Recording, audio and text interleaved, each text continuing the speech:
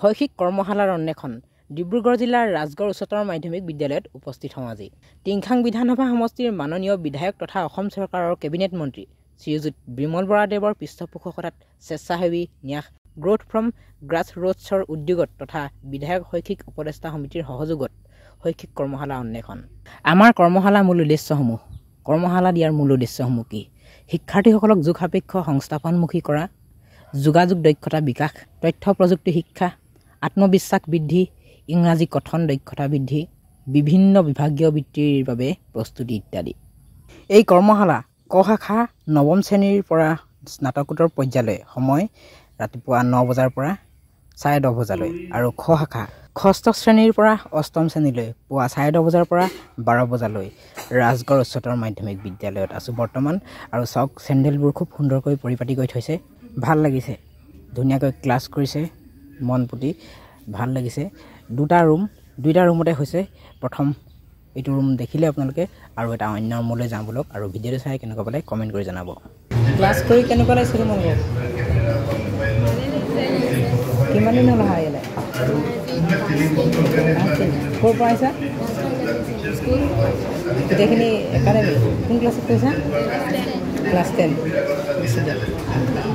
তোমালোকে কোন স্কুলত কিহত পঢ়িছা? ক্লাছ কৰি ভাল লাগিছেনে? কেই তাৰিখলৈকে আছে? 18 তাৰিখলৈকে। ঠিক আছে, ভালকৈ কৰা।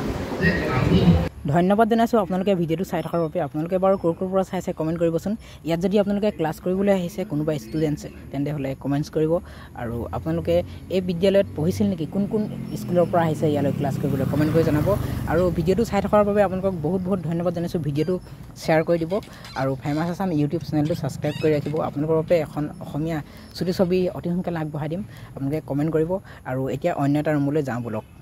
টিংখাং বিধানসভা সমষ্টিৰ বিধায়ক তথা কেবিনেট মন্ত্ৰী বিমল বৰা ডাঙৰীয়াক বহুত ধন্যবাদ জনাইছোঁ এনেদৰে ছাত্ৰ ছাত্ৰীসকলক আগুৱাই যাবলৈ সুবিধা কৰি দিয়াৰ বাবে। আৰু চেণ্টাৰ কেইবাটাও দিয়া হৈছে এই কৰ্মশালাৰ, কিন্তু দূৰ দূৰণিৰ পৰা ছাত্ৰ ছাত্ৰীসকল আহিছে যিহেতু আৰু এটা ৰুমত নহৈছে, সেইকাৰণে যিমান ৰুম প্ৰয়োজন হৈছে সিমান ৰুমেই দিয়া হৈছে। ইয়াত কিন্তু 2টা ৰুম প্ৰয়োজন হৈছে, সেইকাৰণে 2টা ৰুম দিয়া হৈছে। মই এতিয়া ইটো ৰুমৰ পৰা এইটো ৰুমলৈ আহিলোঁ। ইয়াত চব চেণ্ডেলবোৰ খুব সুন্দৰকৈ পৰিপাটি কৰি ৰাখিছে। এয়া সোমাই আহিলোঁ। ছাত্ৰ ছাত্ৰীসকল সঁচাকৈয়ে খুব সুন্দৰকৈ মনোযোগ দি পঢ়া শুনা কৰিছে। এনেকৈ যেন আগুৱাই যায় তাৰে কামনা কৰিছোঁ। মই পাছলৈ যাওঁ, আপোনালোকে ভিডিঅ'টো চাই থাককচোন। কোন ঠাইৰ পৰা আপোনালোকে ভিডিঅ'টো চাই আছে কমেণ্ট কৰি জনাবচোন। আৰু মই ছাত্ৰ ছাত্ৰীসকলক সুধিছোঁ ক্লাছ কৰি কেনেকুৱা লাগিছে, ভাল লাগিছেনে? তেওঁলোকে কৈছে বহুত ভাল লাগিছে। এনেকৈ যদি আমাৰ বিধায়ক তথা মন্ত্ৰী বিমল বৰা ছাৰে সুবিধাসমূহ কৰি দিয়ে সঁচাকৈ আমি বহুত উৎসাহিত হ'ম আৰু আগুৱাই যাবলৈ সুবিধা হ'ব। তেনেদৰে ছাৰক ধন্যবাদ জনাইছে। আৰু আমাৰ ফেমাছ আছাম ইউটিউব চেনেলটোৰ তৰফৰ পৰাও বিমল বৰা ছাৰলৈ বহুত ধন্যবাদ জনাইছোঁ। ছাৰ ভালে থাকক আৰু ক'ৰ পৰা চাইছে কমেণ্ট কৰি দিব। ভিডিঅ'টো শেষলৈকে চাই থকাৰ বাবে ধন্যবাদ। আৰু অকণমান আছে আপোনালোকে ভিডিঅ'টো চাই ক'ৰ পৰা আহিছা কৰি দিব, শ্বেয়াৰ কৰিবলৈ নকৰিব। গোটেইখিনি একাডেমি কোন ক্লাছত পঢ়িছা? Class 10 student. তোমালোকে কোন স্কুলত কিহত পঢ়িছা? ক্লাছ কৰি ভাল লাগিছেনে? কেই তাৰিখলৈকে আছে? 18 তাৰিখলৈকে। ঠিক আছে, ভালকৈ কৰা। ভাল লাগিল আজি ৰাজগড় উচ্চতৰ মাধ্যমিক বিদ্যালয়ত যি কৰ্মশালা হৈ আছে এই কৰ্মশালালৈ আহি। আৰু নৱভকতীয়া উচ্চ মাধ্যমিক বিদ্যালয়ৰ প্ৰধান শিক্ষকো আছে ইয়াত, ভাল লাগিলে।